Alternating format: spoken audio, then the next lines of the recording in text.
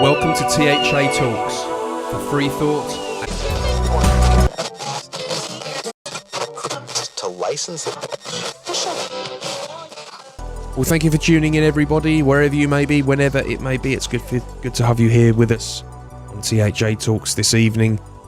We're going to crack straight on into the second part of the interview with Mary Rodwell that Shana and Stephanie both started in this new project that they're starting and offering to the show.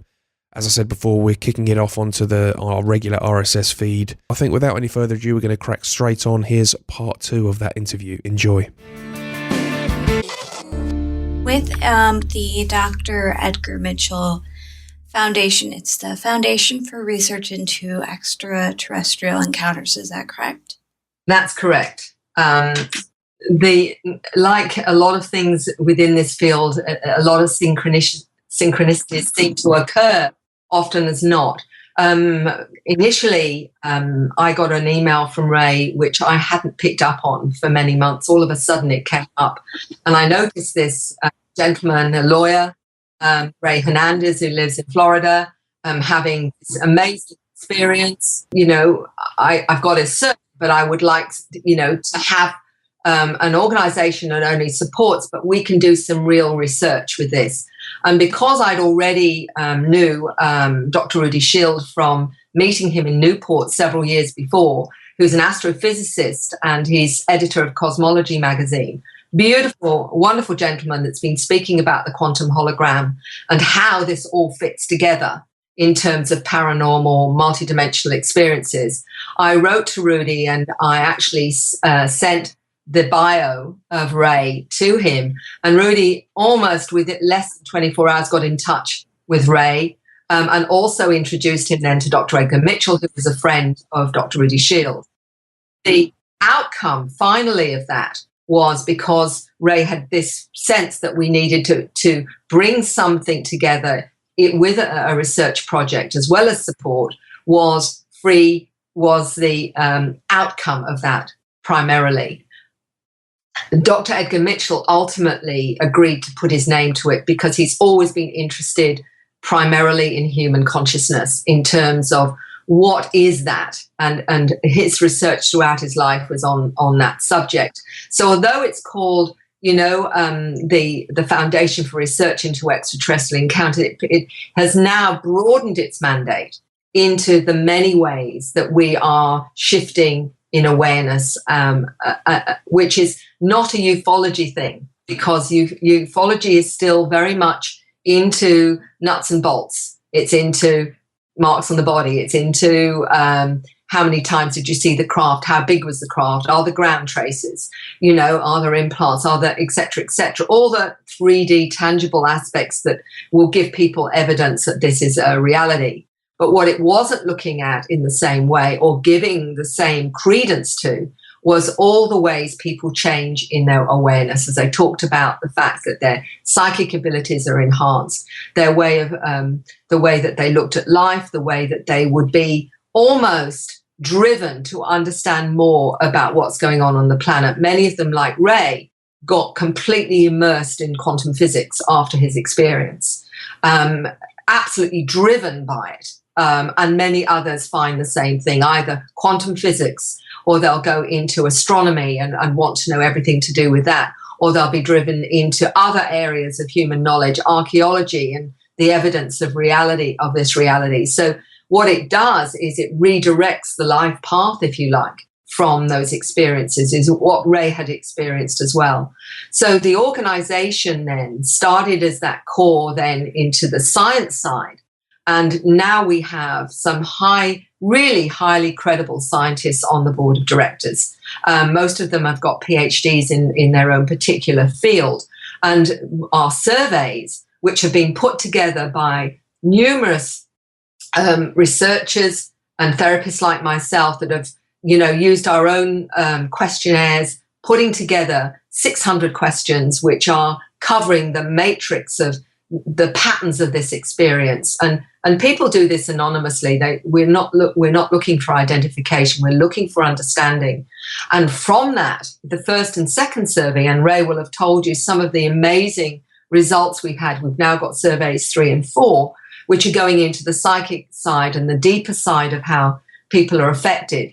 The whole idea is to get an understanding of what's really going on from multiple levels. And we've found some extraordinary awareness because mainstream and even ufology has still focused, as I've told you, primarily on the nuts and bolts side of it and not really wanting or being ready to, or not having perhaps even the skills to say, can we look at this multidimensional experience? The things like I talked about, the shift in perceptions, perception, for example, intuition, the shift in how, people perceive things, seeing the beings and realizing, and the most profound has been transformation of the individual, where 85% have said through their experiences, they have been transformed into a far more aware individual, and it's been positive, not negative. And interestingly, the ones that have been the most traumatized or have been traumatized or had what they call an abduction have been actually 20-25%, which was roughly what I had understood from my research. And we've got this survey going into Spanish and German now, Slovakian, French. Also, I think Mandarin, we're actually getting that as well. So the whole idea is finally to do a research that gives us a real package of what's actually going on, rather than is it, are you having the 3D stuff? What is the big picture with this? What are we actually seeing where people are aware that, some of them have said, I know I come from another planet. I know, they'll relate to being Arcturian or Syrian or Pleiadian or from another dimension. When you have a 10-year-old who told me from England, he said, I came through a portal in the sun. He was aware of that. I've got young children saying I'm from Orion, a young 9-year-old telling me he came from Orion. He was a light physicist working on time travel technology. He's come to this planet with that awareness. He said, and the trouble is a lot of the scientists on this planet have not got the understanding that will actually understand my perspective on this kind of physics, because they're not aware enough. They're not clever enough to have understood, what I was dealing with. So we're going into this huge area of awareness that most people have never acknowledged in normal UFO questionnaires, where they would just put the bare minimum. What we're doing is we're going into this in depth and finding out exactly, some of the awareness that people have that have never talked about it before, because it all sounded too weird and wonderful and too out there, as it were. Well, to be honest, out there is good, because it's the only way we're actually going to understand what people understand and what people are really aware of, rather than only the bit that they think is safe to talk about. I have so many clients come to me and they will say, if I tell you this, you're going to think I'm crazy. Or this may be a bit too out there. I'm not sure I should say it. And I'm just saying to them, give it your best shot, because you don't know what I've heard over the last 20 years. With hypnosis, people have gone into parallel universes, other dimensions, seen themselves in different life forms, been on different timelines. You can talk about all of that to me, because I've heard, I'm pretty sure I might have heard it before, But this is stuff nobody wants to talk about. This is where everyone's afraid, as soon as they start talking like this, that you're going to send them to the nearest psychiatrist, or whatever. And this is the problem. We live in a reality where it's not okay to actually speak your truth. What we're hoping through this, what we're doing with Free, which is actually groundbreaking. There is no other organization, ufologically or consciousness organization, that's prepared to look at this in this way and give it some kind of substance. Dr. Rudy Shield, who's an astrophysicist, talks about the quantum hologram, and this is how we experience intuition, clairvoyance, clairaudience, how we, all these other manifestations we call miracles, as he calls them, are actually understandable through the quantum hologram. So what we're doing is bringing science into the mix and saying science, the latest theories of science can interpret these multidimensional experiences. And from that, we've actually, there's a paper just done by Free on the quantum hologram and how it relates to a lot of these experiences that's been accepted in a top scientific journal on consciousness. So we're actually moving into that field. We're broadening it out of the ufological one, and we're taking it into the organizations that are looking at consciousness, near-death experiences, out-of-body experiences, remote viewing.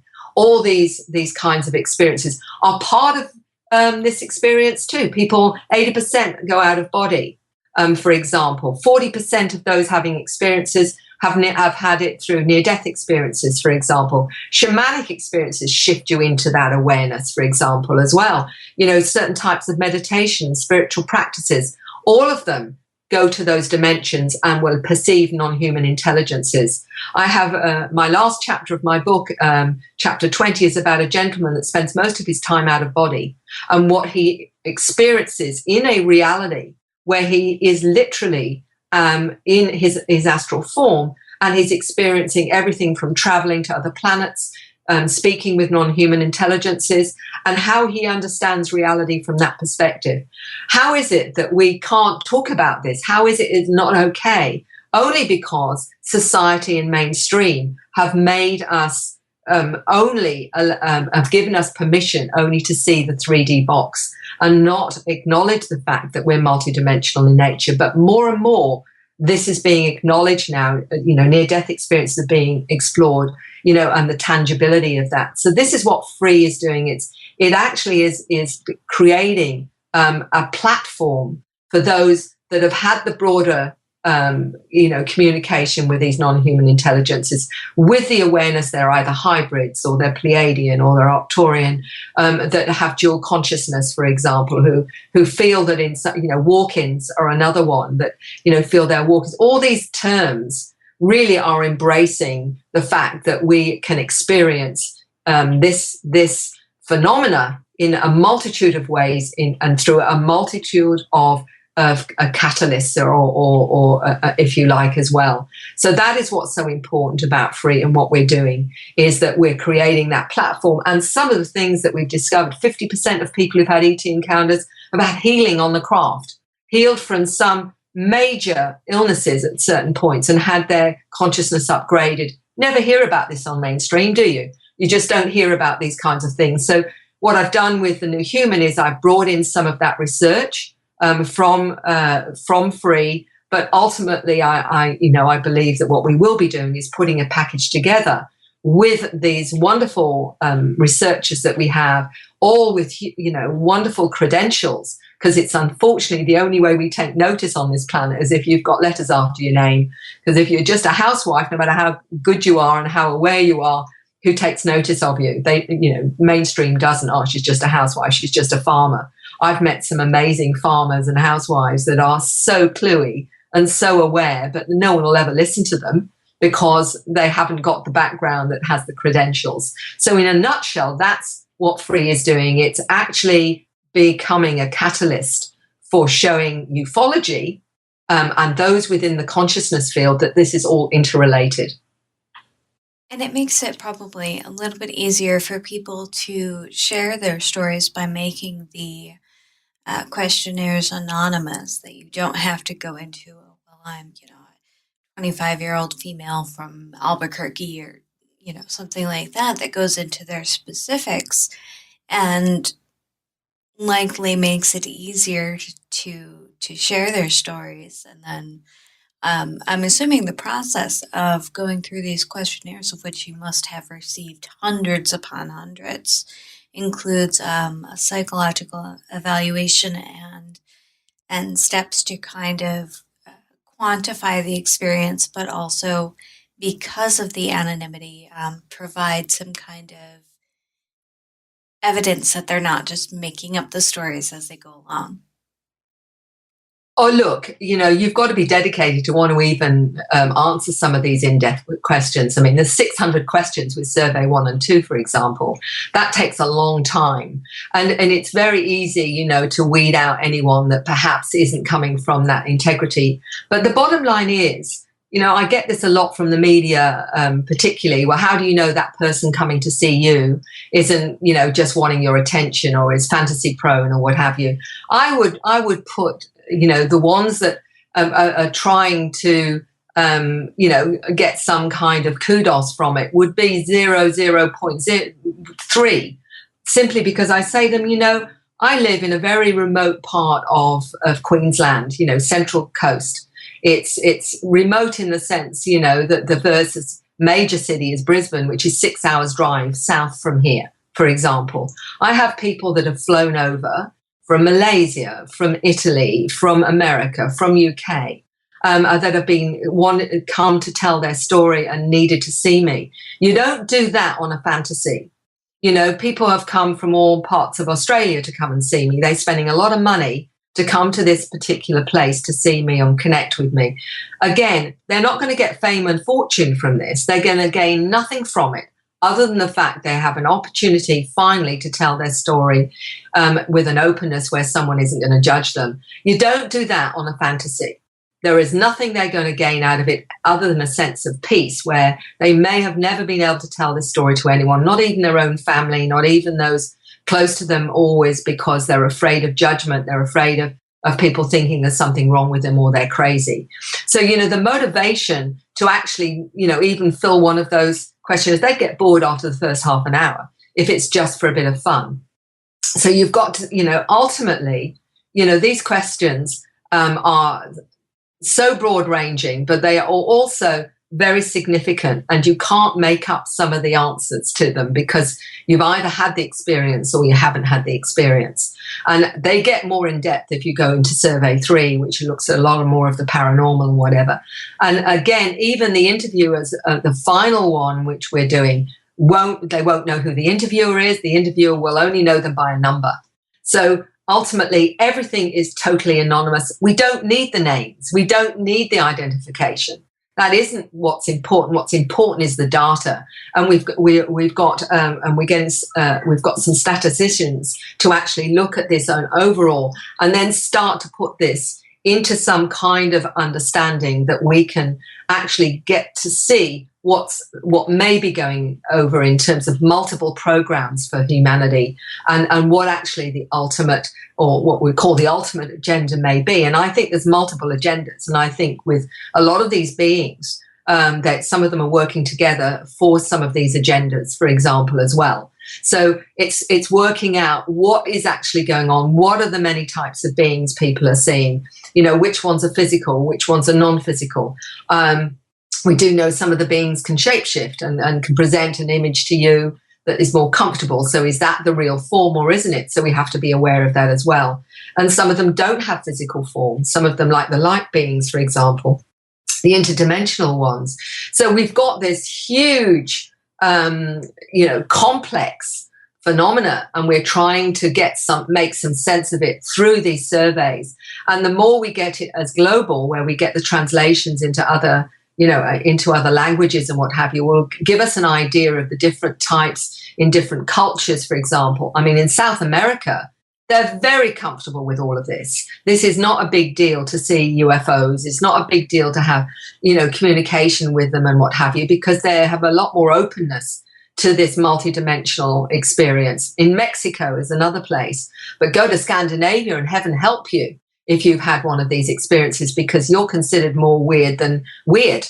And to give you an example of that, when I was did a lecture in Stockholm less than a couple of years ago, and a young man who had experiences, he was not quite 30, and he said he was with friends, and he suddenly came out with one of these what we call light languages or star language, and his friends called the police. And he ended up in hospital because they thought that he was going crazy. So, this is, some countries like Scandinavia, you have to be very, very careful how much you say about your experience, because people will think you are round the twist. They will definitely think you're loony. And this is still happening in other, one we would hope, more aware countries, but Europe's still very close to this. Britain's opening up a little bit, and so is the US, but you have to be very careful wherein you are in the US. For example, to talk about this, if you've got in a very Christian community, Orthodox Christian or whatever, then you're going to have to be very careful because they'll see it potentially as demons. Those that come from a more religious belief system or Christian belief system, more fundamentalist, will see it like that. So you're in a society. Many people are uninformed or will see this through the lens of their own belief system. And that lens is a limited lens most often as not, because our core beliefs, of course, will, if you're very spiritual and metaphysical, you may see some being as an angel, whereas someone else who's had ET experience will say that's a light being. So you're seeing through the core of your core beliefs. What we have to start doing is opening ourselves up to not being so pulled into those labels, and start to understand that when you see spirit beings, for example, you can see also ETs. And I've spoken at spiritualist churches where the reverend has been open enough to see the connection, because I've had people in spiritualist groups say, Mary, I'm in a group where we communicate with the spirits and what have you, but one of my guides is an extraterrestrial, and I can't talk about that in the spiritualist group because they think that's weird. So I can't talk about one of my guides being a blue being with big black eyes because they get scared. So I can't even, and you would think that they would be more open in these the metaphysical groups, but not necessarily, because they don't necessarily see ETs or these beings, these non-human intelligences, as part of the spiritual realm. They're something else. Well, actually, mate, they're not.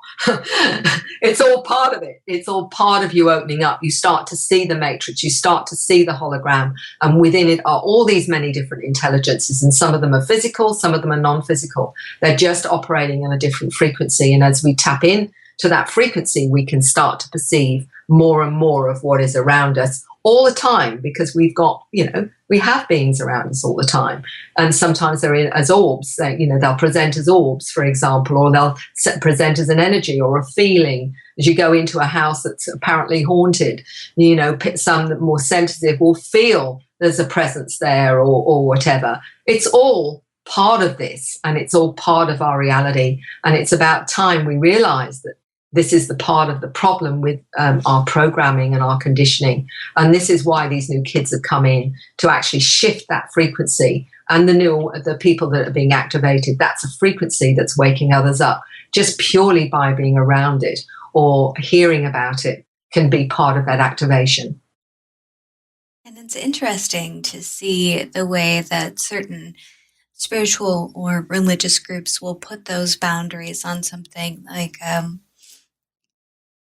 I believe this is the body and blood of Christ, but there's no way that there was an alien being that happened to be involved in his process of walking on water. There's these definite boundaries that it seems like the project that you're working on with Free is trying to kind of break those down, not only from the non-human intelligent perspective, but you had mentioned earlier about remote viewing and out-of-body experience, astral projection and things like that being involved in people's communication with these different types of entities. And I'm wondering if there's any future efforts planned to be able to present this in a more palatable way for the mainstream consumer. Good question, Shauna. And yes, that's, the whole idea of putting this together, first of all, is to have, if you like, an acceptance within the academic community and the scientific community of this reality. And so with the wonderful, if you like, backgrounds of those within that are part of this study, Dr. Bob Davis is a neuroscientist who's also written a book on UFOs, but also He's just written a book on the afterlife, which is due out this year. We've also got Dr. John Climo, who wrote a book on channeling about 26 years ago. He's a professor of psychology and parapsychology for 40 years. They're the ones that are chairing this particular these surveys and helping to put together something that will be very hard to deny from mainstream. We have to play the game to a certain extent and reach out to mainstream this way. But from that and from that research, we can then start to put out information that most people can understand. And you know, part of my role is to simplify things, I feel, because I'm not an academic. You know, I'm a hospital-trained ex-nurse and midwife. I've been a counsellor for about 35 years and I work in hypnosis. So my job, I believe, is to simplify the concepts in a way that most people can understand, because that's what I've done in counselling. You know, you talk to a tradie, you talk to a tradie in a tradie language. If you're talking to an academic, you talk in a different language. If you're talking to someone in the medical profession, you use that kind of language. My main way of working with people is to speak in the language that I know that they get, they understand. Because, you know, the whole point of this is to translate it in a way that takes away the fear of things, you know, when it's paranormal. You know, even with those that are mediums and clairvoyant, many of them can be a bit afraid of their awareness. They may be, if they're, for example, coming from a more religious background and they open up psychically, they may be really terrified that, you know, the demons are going to get them if they open up to these experiences. So they'll come to me and say, you know, what's going on here? How can I deal with this? How can I understand it so I'm not afraid or whatever? So my role has been, if you like, to put a foot in both camps and to create a way that no matter who you are, whatever level of your awareness is, whatever age you are, that I can provide information that will make sense to you to help you integrate and understand where you stand with all this experience, whether it's through your belief systems,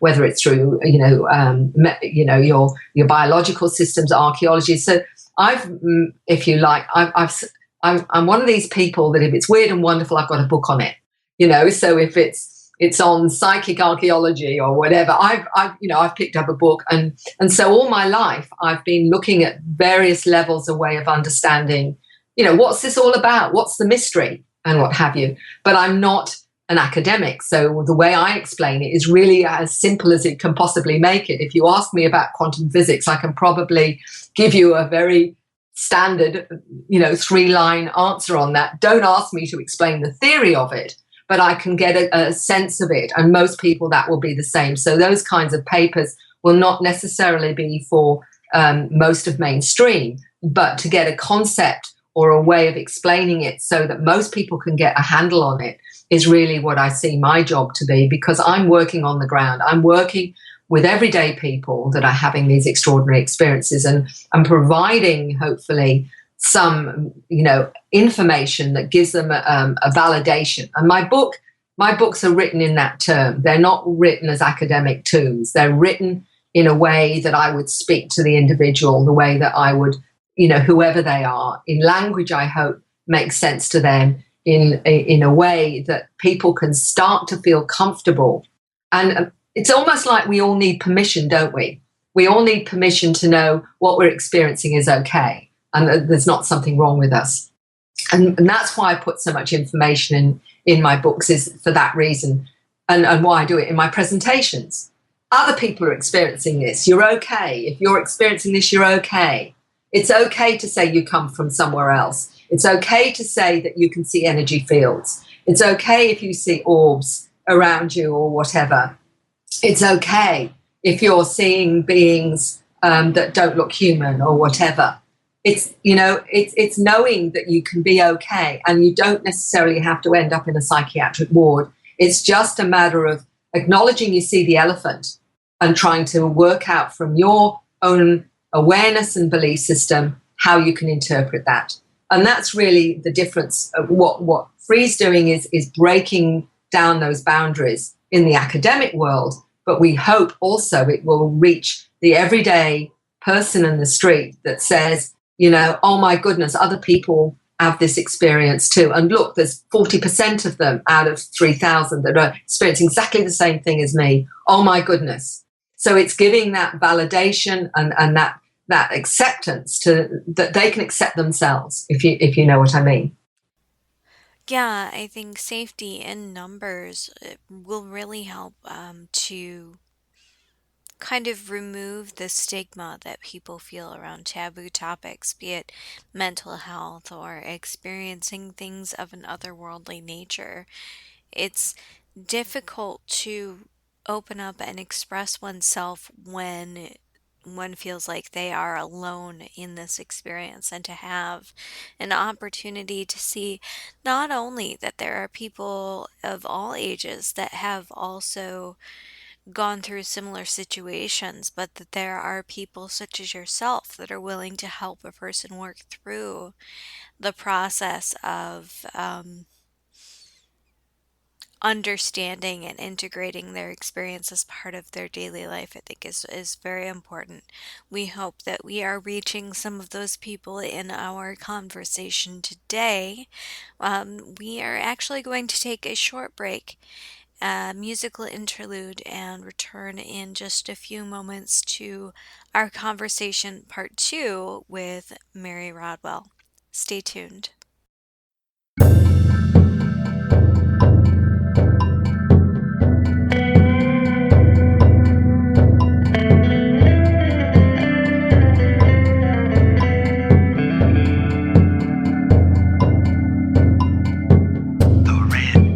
On the bar stools mocked him as he stood in their line. Her love had proved a fatal toxin. Now he drinks himself blind. The blue neon lights around him hound him with their cold lurid glow. The pallor that surrounds him won't let him go. She's gone. She's gone. She's gone. He's lost. She's gone. She's gone. She's gone. He's lost. He's lost. He's lost.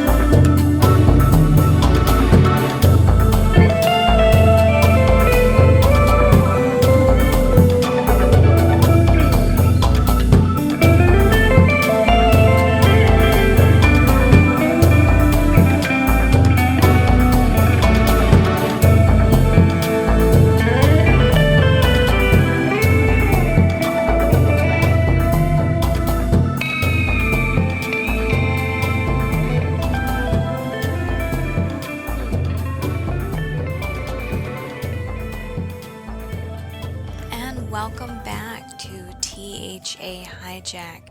That was Red Cushions by Bill Shostak. We will put a link to the song at the bottom of the YouTube page so that you can check him out, as well as some other music that is available through freemusicpublicdomain.com. We are currently looking for musicians to introduce as our segue/intermission music. Local musicians, bands from both the UK and the US are more than welcome to send us an email or a message on Facebook to let us know if you would be interested to be featured on the show. My name is Shauna Collins, and today with my co-host, Miss Stephanie James, we will be continuing a conversation with Mary Rodwell. And so where we left off, we were talking about the taboo of these elements of discussion. And yeah, I think a lot of what we're trying to do is similar in tamping down the taboo and breaking down those boundaries, pushing comfort levels so that people can see that what they're experiencing, they're not alone with, but it's also something of a reassurance that if you have an interest in the esoteric, or if you have an interest in the controversial, that there are groups of people that are there within the same mindset and willing to be of support to you and help you to understand and kind of find your peace with it. I think that to me has been the main reason I've done so many of these interviews. I still remember a particularly profound email, and on it had the subject matter was "You saved my life," and I thought, well, that's a pretty big statement to make. And this lady had written basically that she was at the point of committing suicide. She said, "No, I felt I was totally alone. Nobody would ever understand, what I've experienced. Nobody would understand me. I just feel totally alien on this planet. What was the point of living in this 3D world that made no sense to me?" And basically that was where she was just going to give up. And she said, and I happened to listen to an interview that you'd done where you were describing all the things that I've experienced in my life, everything about the isolation, the differences, etc., etc. And I thought, well, if there are other people like me out there and this lady understands, then I'm going to hang around. And she said it was the mere fact that she knew she wasn't alone and that there were other people and that at some point, with any luck, she would get to meet them, etc., etc. That is what is so profound about what you're doing, the pair of you, in terms of, putting this information out there. You don't know who's going to ultimately listen to it, who's going to need to listen to it, who will synchronously listen to it or whatever. And the same thing happened even very early on. I was doing an interview in Perth, and what was fascinating was I was talking on one of these regular community radios, and a lady rang in to the radio station and said, that as she was, her son had the radio had gone on with his alarm, and he was listening to me speaking. And for the very first time, this lady said, my son admitted to me that he'd had all these experiences because he'd simply heard you as the alarm had come on, the radio had come on, and it happened to be just as I was speaking about this experience. So, this is what we sometimes miss, is the synchronicities of when people are ready, something happens, or they just get the information they need at the time. And that's why I do the interviews, is because I never know where it will go, who it will help, or who it will resonate with. And your job is as equally important, because you're putting your time and energy into providing the vehicle for that to happen. So between us, hopefully, there are going to be some people that listen to this that are going to feel so much better for getting information that may help them put the pieces of their puzzle together. So in that sense, that is the importance of all of this, I reckon. I completely agree with you. So Steph here, I thought I'd jump back in. I completely agree with you. And actually, often with people who've experienced isolating experiences, things like abuse and where they've, had a difficult time in life, just being understood, just feeling like they found somebody who can make sense of it for them, really creates a sense of security and just a feeling of belonging again. And maybe that's not necessarily what Shana and I were hoping to do with our radio show, but definitely if we can help people to find a sense of belonging and just making sense for somebody again, or just creating that community that they've fallen out of, then that's really important. And I think that's one of the other really wonderful things about modern technology and the internet, not just being able to go out there and inform yourself about, medication that you could, alternative medications and things like that, but actually reconnecting with a community that you've lost touch with, whether it's a physical community on this planet or, a dimensional one that you feel like you've come from, and you're able to find these people once again. And I think that's something that I think that the internet has been played a huge part in, actually, is reconnecting people from different soul groups and, different dimensions that perhaps wouldn't have found each other otherwise. But actually, Mary, I wanted to go way back to something that you said probably right back in the first half. And you were talking about the fact that it doesn't have to necessarily be about alien experiences. It can be near-death experiences, out-of-body experiences, and it's about consciousness, not necessarily about being visited. It reminded me of a couple of books that I've read, actually, which I wonder if you may have done.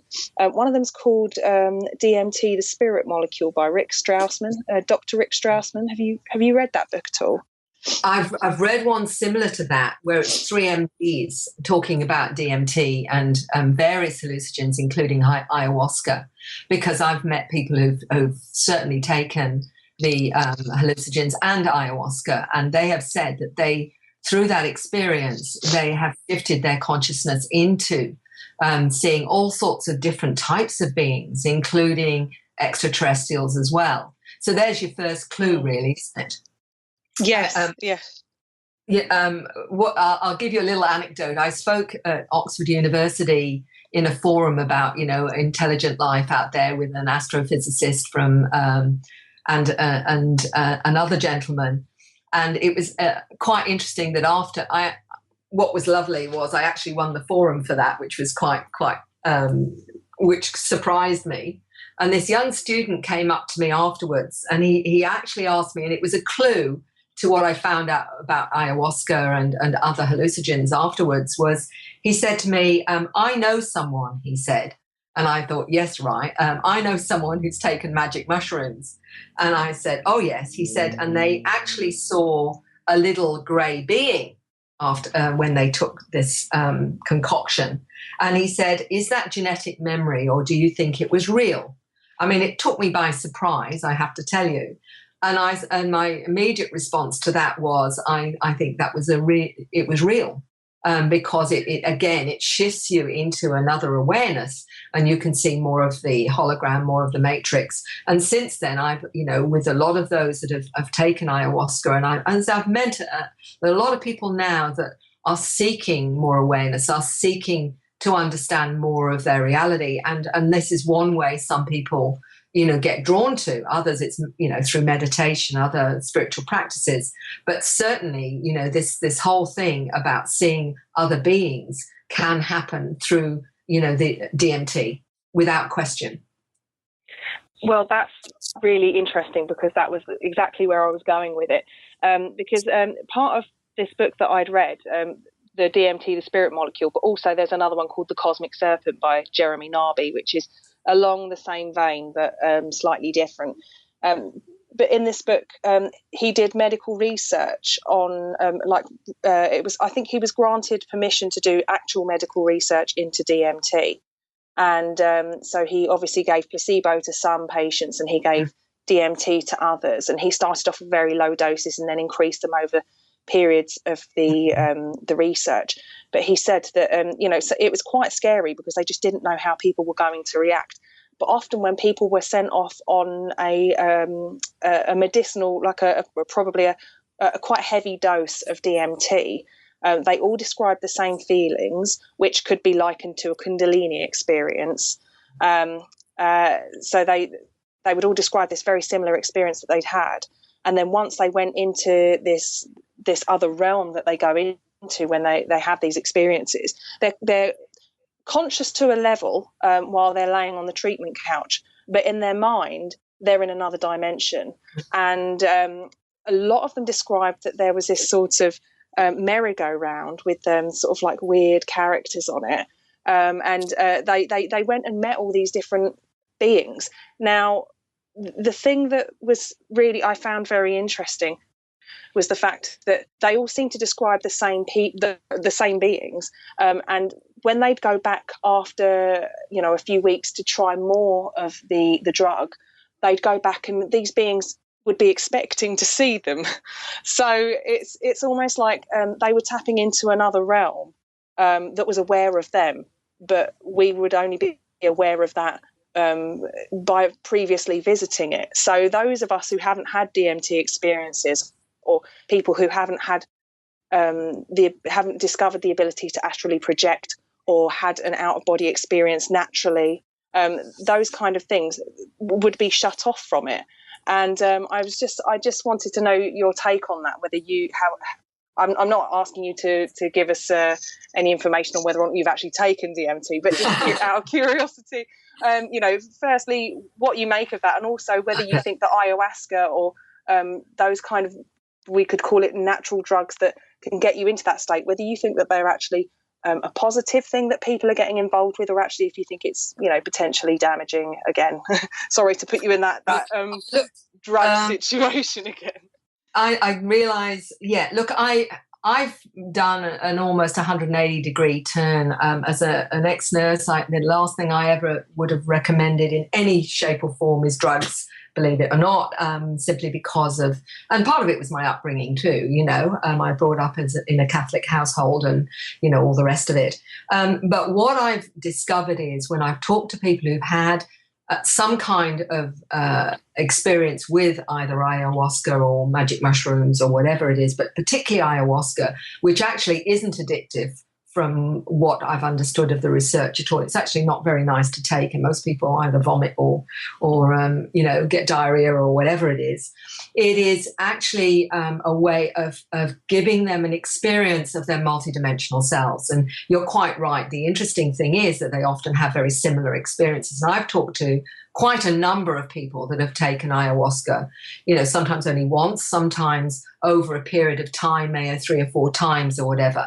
And many of them see it actually as enhancing their awareness, enhancing their understanding of themselves, and being taught things in that realm. I mean, we have to understand that many of those indigenous tribes use this, and their shamans use it to access that realm, and many are encouraged to do that, to open up and be taught things. And as you say, that when you've got it repeatable with different people having that switch, you can't then say it's a fantasy or it's an hallucination, because otherwise it's, unless it's a shared hallucination.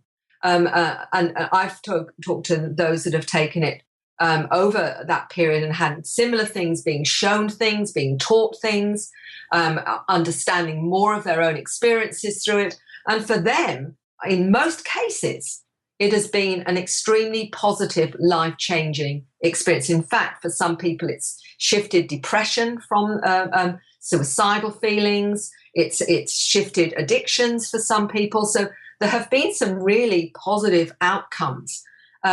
So that's all I can say. I'm not saying you go ahead or you don't go ahead. I'm saying that this is what I've learned and understood. And I think people, again, need to be, to read such books. That I've forgotten the book that I've read, which is written by 3 medical doctors talking about different hallucinogens and the effects of those hallucinogens as well. And what we're hearing is for many people, they have found it a way to understand more of their multidimensional selves. And that's been the vehicle for it. just like this young man in Oxford who obviously had taken, it was probably him who was talking about, saying that he'd taken magic mushrooms and seen, this little grey being or whatever. It's all about shifting our awareness into that, whether you do it through remote viewing, you do it through astral traveling, or those practices. Some people, when they have a Kundalini awakening, it's another way they're shifted. This is another way. And why should it be that it's right or wrong? Why should it not be? If it's something that you feel drawn to get an understanding of it, if that is really where you're drawn, maybe you're drawn for a reason. It's not for me to say you should or shouldn't do it, but certainly it seems to have had some positive effects for quite a lot of people. And a lot of people think, I'm not sure which particular author I'm trying to think of his name now, but recommended that all our politicians should take it, because it's called the God molecule, isn't it? It's shifting people into a new awareness, and maybe they'd be better politicians or whatever afterwards. Maybe that's going a bit far, but for me, I don't know. I agree. Well, look, I personally have not taken ayahuasca, but I have spent 3 years working with what I would call the non-physical realm. And I've done this in a group of people. 2 of them were professional psychologists, clinical psychologists, and one of them was a nursing sister. And what we did was we did the lot. We learned about remote viewing, remote healing, energy work, connecting to the non-physical realm, communicating with the non-physical realm. So my experience has been through that, if you like, protocol, working with individuals and a medium who actually helped us to understand how to do that. In other words, how to connect, how to communicate. And that's something that I've done. I learned many years ago, thinking that I was probably about as psychic as a brick because I was far too normal. And I discovered that, in fact, I could surprise myself by realizing that you can do this. It's just knowing how it works, how intuition works, how you suddenly find yourself saying something very, very profound. And perhaps that's just because you've been given a bit of help, because you're opening up intuitively, or opening the channel, if you like, in your consciousness for that kind of information, or that downloading, or that connection to the non-physical realm.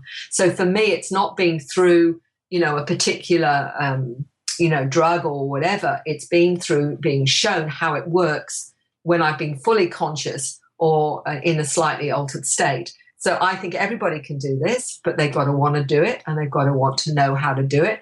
And there are many different ways for accessing the realm, and it's not for me to say one is better than another. I think everybody finds their own way when they're ready to, and to find how it is they need to access more of who they are.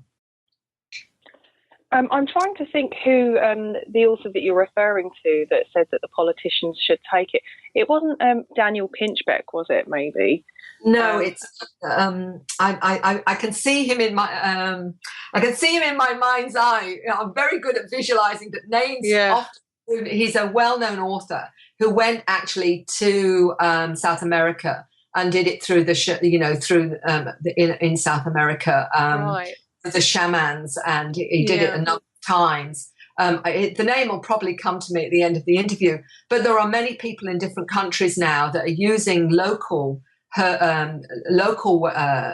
you like, herbs and whatever that do the same thing. Because lots of I gather, lots of different plants have the DMT in them, but most of the time you don't access it because it gets destroyed in the stomach. You need something that's an inhibitor, apparently. And I mean, I don't know, but this is what I was told, that actually that allows the DMT not to be destroyed so that it can, in fact, then work on your consciousness and whatever.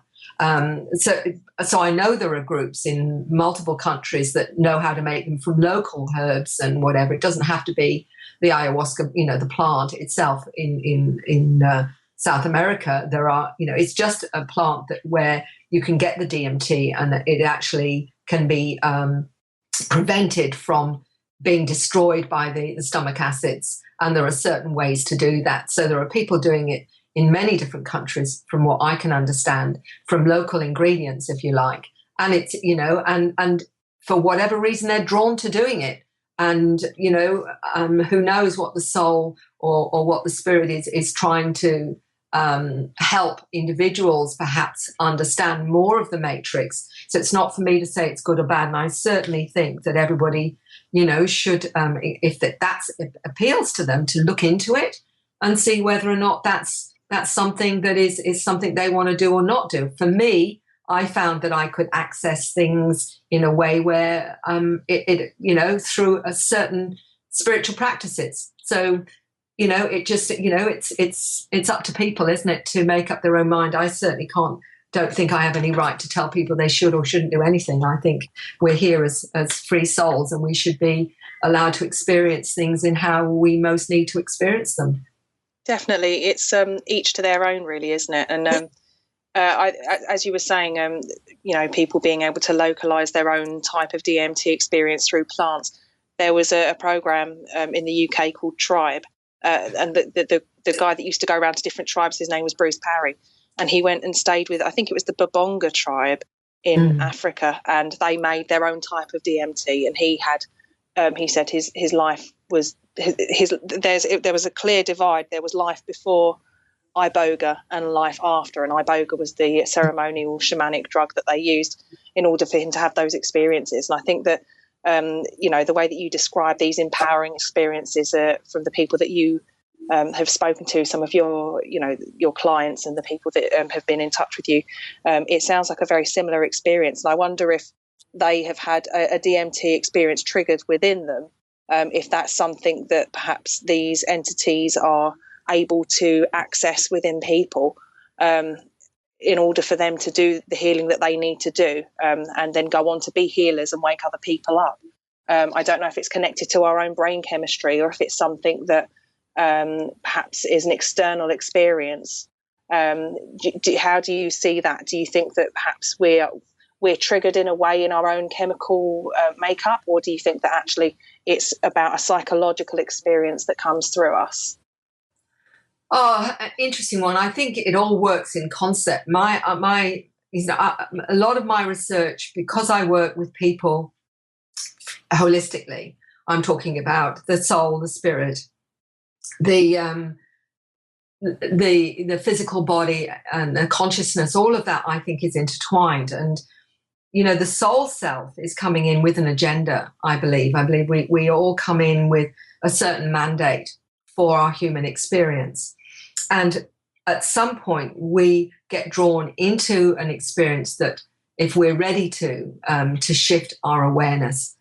And for some people, it may be through, a spiritual practice. For somebody else, it may be through a particular hallucinogen or whatever.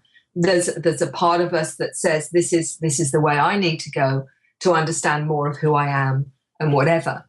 I have little doubt now, for me anyway, from my research, that those that have these experiences through these different, practices, whether it's, DMT or something else, is that they are actually, it facilitates their consciousness. In other words, it creates the link into that particular reality. It's like, in a way, we're like radio receivers, we actually move, the wavelength to 3D, to multidimensional. It assists us to do that. The mere fact that so many people are commenting on similar types of experience through these practices has to give it credibility, in the way that near-death experiences, when so many people talk about the tunnel and the light and whatever. You can't keep saying that's brain chemistry or anoxia, lack of oxygen or whatever. It gets ridiculous in the end. When they're also told things that are true and accurate when they come out of these experiences, when they're shown things that are accurate and that fit for them, when it shifts them into a whole new way of looking at themselves, and often transformative in its sense, and whatever.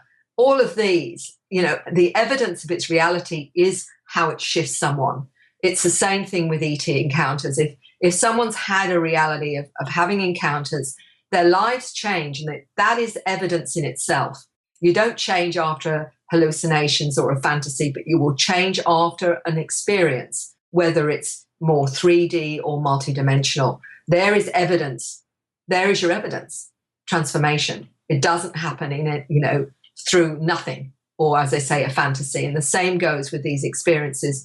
Without question in my mind, if that's changed the way that you see your world and is enhanced your world or enhanced your understanding of yourself, then that is a reality. And that what we're just finding is a protocol to reach it. And for some people, it may be through a Kundalini awakening. It may be, again, through working with a number of intuitive people, which assist each other to open up and understand more of that reality that is there, but we have been conditioned and programmed not to accept. Part of my work has always been is if you feel, sense, or know something, that's the part of you that's working. When someone will say, well, I don't know if that was a dream or not a dream, it felt very real. And I'm saying, well, the mere fact you still remember that dream 10 years later shows to me that that was a reality, because most dreams within seconds or a minute or two have gone if it's just a dream. But if it's actually an experience in that dream state, then you will still remember it 15 years down the track. And this is where, a lot of people get confused. So was that a reality? When you go out of body, you're having experiences. Most of us go out of body when we're in a dream state. We're going and doing other things. Some people are going out of body to other planets, to spacecraft, or having interactions with non-human intelligences and being taught things. And that's when, they come out of it and they feel different, or they feel they know more, or they feel an understanding of things they didn't ever understood before. That's real. That's a fantasy. Doesn't teach you things. It doesn't make you more aware. It doesn't give you more insight. It's just a fantasy. We all can create fantasies. It doesn't give us anything, and they're gone within seconds. So it's learning to know the difference is part of what's important here, and to accept the difference. And if you are changed in some way, then whatever that mechanism is, it's been valuable to you. And I think we've got to stop judging things because of this 3D mandate that says anything out of the solid touch, feel, smell, and whatever ain't real is actually rubbish. It's a dysfunction of our conditioning and a dysfunction of the present mindset of this planet, which the indigenous people know is a load of rubbish anyway, because they've always been accepting of their multidimensional selves. It's just Western orthodox, the scientific protocols and mandate that has limited us into this little box that nobody ever actually really fits. Absolutely. I completely agree. And I think that one of the words that really rung out in my head when you started speaking back there was about, you said link, and it just made me think about the missing link, actually, between, through evolution, where suddenly there's this leap of consciousness where we've gone from, bone dragging cavemen that can't really communicate properly to suddenly, just developing in such a way that we find ourselves at this point where we've got all this technology. Where did that missing link, where is that missing link? Where did it come from? And was it some kind of interception, some kind of ET interception? I've often pondered that. I think many people have. It's always been hinted at as well. So I don't know. I just find it very fascinating, and I completely agree with so many of the points that you've raised during the conversation that we've had today. I found it absolutely fascinating. What's your perspective on the missing link idea there? Oh, look, this is when I go back to, the nurse aspects side of myself and the biological side of it. It's intrigued me for a long time that we went from Cro-Magnon, Neanderthal, and suddenly Homo sapiens sapien with twice the brain capacity for a start, which, even, Dr. Francis Crick, who was co-founder of the DNA molecule, talked about life in his book Life Itself, that we actually, that the seeds of life came in a spacecraft. I mean, he was one of those that had no problem with accepting that. The bottom line is that there is anomalies in our DNA that most geneticists don't wish to talk about. And I've talked to a number of molecular biologists But one I particularly quote is in a book called The Intervention Theory by Lloyd Pye, who sadly isn't with us anymore, who wrote a lot of information about a strange skull that he was in possession of. It's called the Star Child skull, where there were so many anomalies and they also finally managed through the latest DNA testing to show that its mitochondrial DNA, which is the mother's DNA, was actually alien. What he was saying through at the very end of the book is a quote from a whistleblower geneticist who was saying to him, there is so much evidence in human DNA of our DNA being spliced and changed and altered and put together again and what have you, which leaves you in no doubt that there has been an interference or intervention and changes made to our DNA. Without question, he said, but if I talk about this, I would be hung, drawn and quartered, basically. I would never be spoken to again by, other scientists. He is not just one of them. There are many that do know there are anomalies in our DNA that are saying that we have been engineered. And, much has come through with Sitchin and with what he talks about, the Anunnaki. And other beings, the Dogon tribe, also talk about the fact that we have been genetically engineered by these beings they call the Nummo, part amphibian, part human, that have intervened in our DNA. Now we hear with people like Dr. former Command Sergeant Robert Dean, who one of the grandfathers of ufology that now admits in his 80s he was taken up on spacecraft, and he was shown that there were at least 12 inputs of different species of DNA into human DNA, for example. So we've got a bit of all those species in us as well, Pleiadian, all these things. He was shown this. And many of those coming out now are talking about being hybrids, and they know they're hybrids. Well, we're actually all hybrids. Just some of us are more aware of our hybrid nature than others because we have this DNA within us, but a lot of it is not yet activated. And this is when I talk about the activation, and Dr. Lena Olson, who's a molecular biologist, has talked about this activation in terms of her own understanding as an experiencer, and there is evidence that our children have some of this activated, and some of them are able to self-heal now, for example. And I talk about that in my presentations, that there is evidence now of this. And in my book, The New Human, I talk about the DNA. I talk about the evidence that we have been intelligently designed, and we are now reaching a point of more activation. This is how we are evolving, is because, a lot of our DNA has been, if you like, is being dormant and is now being activated. And this is what Dr. Marie Batchelor is also aware of as an MD who's now become a shamanic healer. She uses, frequencies and her own awareness now to activate people's DNA.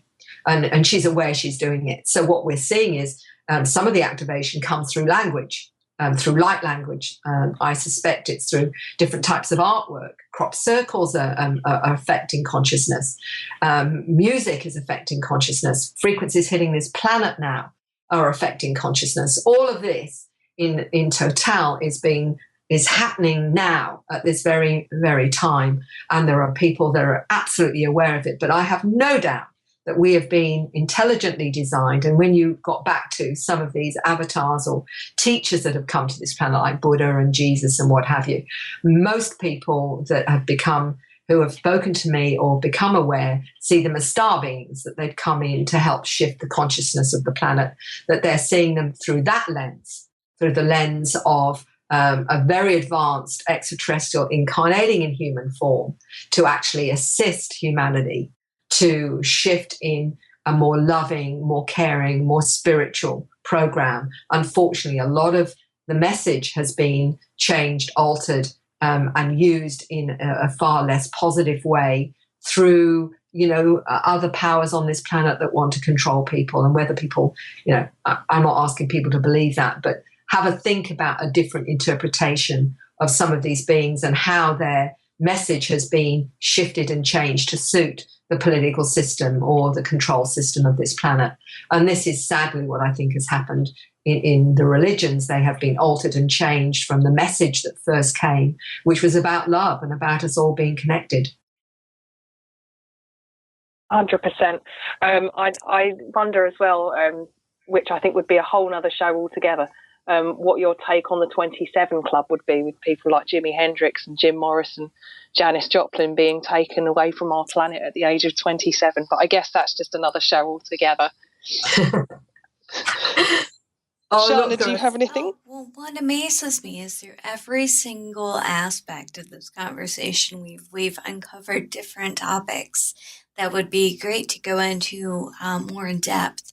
And Mary, I want to express my gratitude for you taking the time to speak with us today. And I'd also like to kind of wrap it up by rolling back to the beginning of our conversation. Now, you have mentioned a couple of times about this 180-degree kind of shift in your perception and your experience from going from midwife and nursing to having this perspective that opens your mind to many more possibilities. And I'm wondering if there was one moment where the scales kind of fell and you had the experience that either an extraterrestrial or non-human intelligence correspondence or communication, or a dream or a moment with a client that really made that impression and kind of shifted your reality to where you are now? A very good question. I mean, there's been lots of moments when I've done hypnosis where there's been a cross communication between the individual, their superconscious higher self, and aspects of my own connection to the non-human team that I believe supports me and helps me through my process. I think for me, what was so useful and helped me to support those, and ultimately, as soon as I'd done, if you like, that 3-year training apprenticeship, if you like, into the metaphysical and non-physical realm, I started to meet experiences, and Ellis Taylor was the very first one, who lives in England now.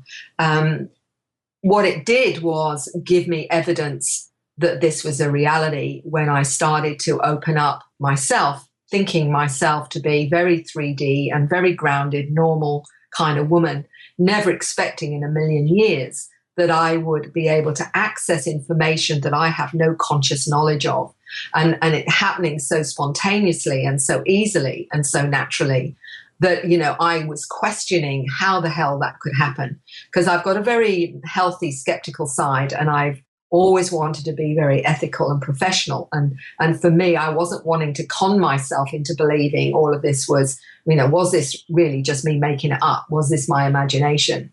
But what I discovered was that when I opened up to these energies and these intelligences, which all had a different energetic signature, I might add, and one of them introduced themselves as a space lady. My name for her and I'm finding it very difficult to remember how to explain her to you, but she's very dignified energy, if you like, and always when I feel her coming through me, she's got a wonderfully beautiful, loving frequency. And the information that I was getting when I tapped into them was so accurate that it actually scared me to start with, because I couldn't believe how I could access that kind of information in that way, and so easily too, once I let go of my left brain trying to work it all out. But what it did was show me without question that we can all do this, that this is part of our abilities, every single one of us, because if I can do it, anyone can do it. It was the way that I looked at this. But what it did was allow me then to have the understanding that when people come to me and they have these experiences and they have these intuitions, or they have the feeling of an energy close and the feeling of information coming into their mind, whether it's what I call the telephone link, where you ask the question and the answer's straight in your mind, or whatever, however it is, that it can be absolutely spot on, absolutely helpful. And it really is just knowing how to ride the bike, really, and understand the difference between left brain and right brain. Left brain thinks first before it speaks. Right brain, when your intuition comes in, the information's there just as you're about to ask the question. The information's virtually there. It requires no thought to analyze it, no logic to analyze it. It's actually just there. By doing that, and doing it for 3 years in a very special group of people who were very aware. 2 of them, as I say, were registered clinical psychologists, for example, and 1 nursing sister. What that did was, if I'm going crazy, well, I'm going crazy in good company. But what I also discovered was the veracity of the information, how helpful it was and how useful it was. I tested it out. I tested out remote healing, and finding that when we did remote healing, people were feeling better wherever we were doing the healing. So that the tangibility was there for me. It needed to be there for me. But what I'm saying is, from that, it gave me then a model to work from, so that when people come to me and say, well, I feel there's presences around me, or I sense this, or I have a knowing or a feeling about this, I'm able to understand it because I've experienced it myself. So in a way, that was the catalyst. That was that gave me my schooling, if you like, in the metaphysical, that allowed me then to understand how it was for other people. And I ended up doing classes for 2 years on and teaching others how to do this. And some of them were professionals like nurses, teachers, et cetera, and also healers, creatives, and et cetera as well. So with all of that, I learned how to work it, how to understand it, and also how to utilize it. And for everyone, it's really sometimes just knowing it's okay, and then working with that, you can find out so much more about what's going on with you. And when people realize that they're having experiences, not to be afraid of it, to actually start to understand it. And once you understand it and integrate it and balance with it, you can then do your own communication and get your own answers, because that's where we're meant to go. This is the next step. The next step is us interfacing with these beings in a way that's helpful to us and for the future of our of humanity and the consciousness itself. Absolutely fascinating, and I think a wonderful place for us to bring this conversation to an end. But I would like to invite you to come back and speak with us, perhaps an update when you have the free time. There are so many more topics I'm sure that Stephanie and I would both like to discuss with you. Very much. Absolute pleasure with both of you. Have been wonderful, and you've allowed me a chance to go into depth, which I don't always have a chance to. I've often got to just do sound bites, but you've given me the opportunity to do that. So thank you, Stephanie and Shauna, so much. I've thoroughly enjoyed speaking with you, and it's been an absolute pleasure to meet such aware souls as yourselves. Thank you. I've been riveted. I've been absolutely riveted. It's been so fascinating. Thank you both. And I know it's probably very late for you over in the UK now, because you're 10 hours behind me. So it's probably, you're all ready for your last, cocoa or whatever it is you have there. So take care, Stephanie. I'm thinking of coming over to the UK maybe next year anyway. I'll have to see if I can do that. All right, ladies, thank you so much. And I'm now going to have a nice cup of coffee and properly wake up. Thanks, Mary. Take care. Bye-bye to both of you.